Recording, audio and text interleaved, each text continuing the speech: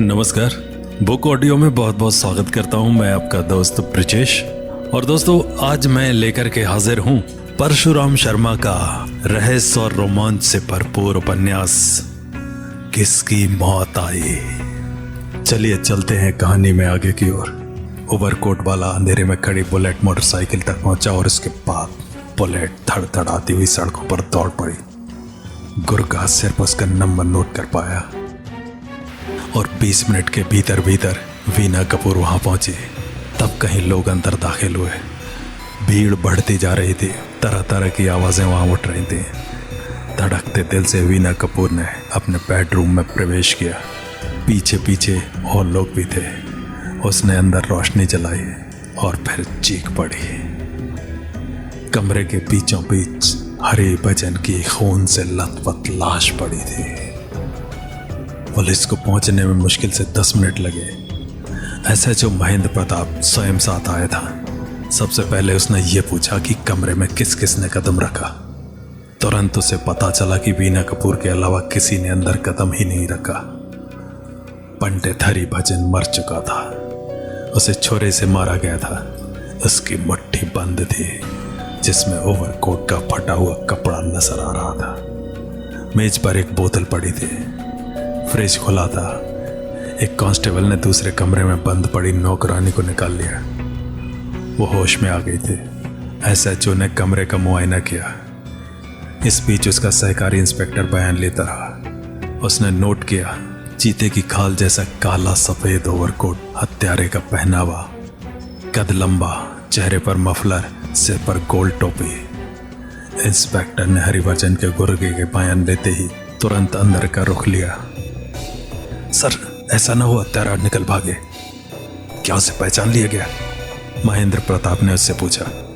जी हाँ, वो रमेश वर्मा के अलावा कोई नहीं। हाँ, पंडित जी के हाथ में फंसा फटा ओवरकोट भी यही इशारा कर रहा है।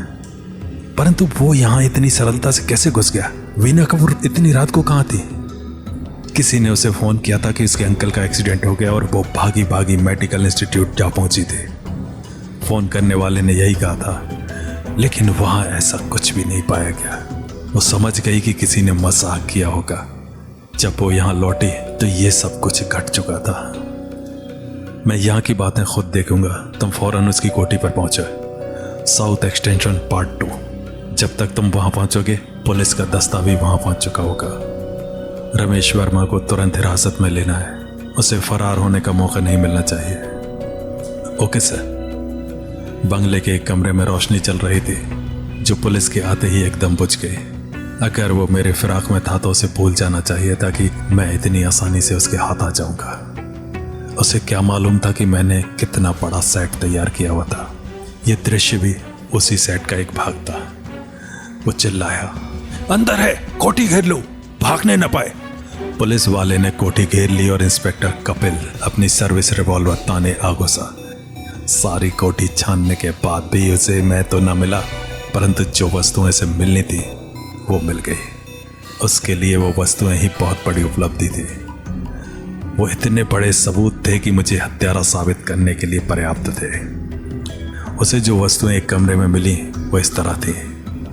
मेरा वो प्रसिद्ध ओवरकोट, खून के धब्बे मौजूद, सामने का एक हिस्सा फटा हुआ, हाथी दांत की मूठ का छुरा, अभी तक खून के दाग लगे हुए हैं, जूते, एक जगह उस पर भी खून का चीटा पड़ा हुआ था, एक सिगरेट का पैकेट, वो खुला ही पड़ा था, और फिर जलती हुई एक अधजली सिगरेट फर्श पर पड़ी हुई थी, मफलर और टोपी। इसका इस्तेमाल भी हत्या के समय किया गया था।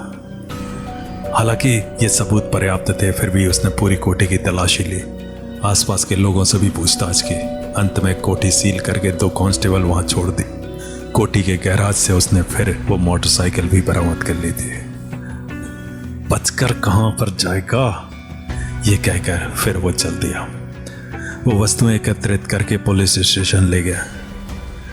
रातों रात आग की तरह ये खबर चारों तरफ फैल गई और कोई भी भाग पुलिस की खोज से अछूता नहीं था। अखबार वाले नई से नई खबर एकत्रित करने के लिए तोड़ धूप करने लगे। दूसरे दिन पेपर में वो घटनाएं छपी थी, परंतु मेरा नाम नहीं छापा गया। सिर्फ ये छपा था कि पुलिस जल्दी ही हत्यारे को तलाश कर लेगी। शायद पुलिस वालों ने ये सोचकर मेरा नाम अखबार में नहीं दिया था कहीं मैं उसे पढ़कर जमींदोज न हो जाऊं और उनकी पकड़ से दूर न चला जाऊं। परंतु मैं जानता था मेरा वारंट निकल चुका है। भला इतने सारे सबूतों के बाद भी क्या मेरे वारंट न निकलते? मैं मजे में था और पुलिस वाले डट कर मुझे खोजते फिर रहे थे। वो दिन अभी दूर था जब मेरी गिरफ्तारी होनी थी, पर जो कुछ भी घटनाएं मेरे पीछे घट रही थी या घटी थी उनकी पल पल खबर मुझे थी। मेरी योजना के लिए ये आवश्यक था कि ये सब बातें बराबर मुझे ज्ञात होती रहें। मेरी व्यवस्था ऐसी ही थी। 5 मार्च को अचानक मैं एक बंद टैक्सी से दिल्ली कोर्ट में पहुंचा। बिना विलंब किए मैं अदालत में पहुंचा और इससे पहले कि पुलिस मुझे गिरफ्तार करके अपने अधीन करती, मैंने खुद को अदालत के सुपुर्द कर दिया। मैं महेंद्र प्रताप के चक्र में फंसने से बच गया। अदालती कार्रवाई होने के बाद मुझे जेल की हवालात में भेज दिया गया। पुलिस वालों को इस बात का अफसोस था कि मैं उनकी गिरफ्त में नहीं आया। अब तो जो कुछ होगा वो अदालत में ही होगा। फिर भी मेरे विरुद्ध जो सबूत तैयार थे वो इतने तीक्ष्ण और स्पष्ट थे कि मैं बच नहीं सकता था। पुलिस ने मुकदमे को पक्की तरह ठोक बजाकर सही कर लिया था। इतना बड़ा खतरा अपने ऊपर लेने का मकसद एक ही था। मैं अपने आसामी पर बिल्कुल भी संदेह नहीं होने देना चाहता था। इस खून के मामले में यह नितांत आवश्यक था कि मेरा आसामी बचा रहे, भले ही मेरी गर्दन फंस जाए। सचमुच ये अगर देखा जाए तो हर कोई ये जानता था कि फांसी ना सही, पर आजन्म कारावास मुझे अवश्य हो जाएगा। बहुत से लोगों ने मुझसे मिलना चाहा, पर मैं किसी से न मिला। मैं अपना ये सफ़र खामोशी के साथ तय कर रहा था। जेल में कैदियों के रूप में जो पुलिस के जासूस हुआ करते हैं, उन्होंने भी मुझसे दोस्ती बढ़ानी चाहिए, पर मैं इस प्रकार के हथकंडों में नहीं आने वाला था। मैंने ये आवश्यक नहीं समझा कि कोई मेरी जमानत करने की कोशिश करे या मेरे लिए वकील की व्यवस्था करे।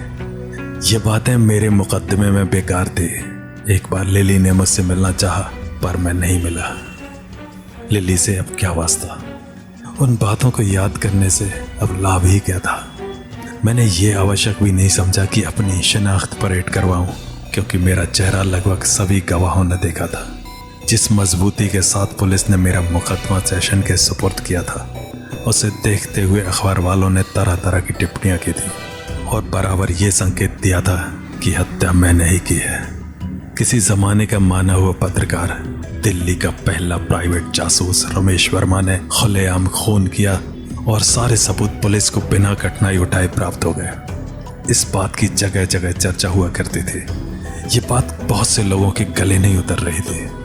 कुछ लोगों का ख्याल था कि या तो बुद्धि को मैंने ताक पर रखकर विक्षिप्त हालत में यह हत्या कर दी थी, अन्यथा यह मुकदमा निश्चय ही सनसनीखेज मोड़ लेगा। जितने मुंह उतनी बात।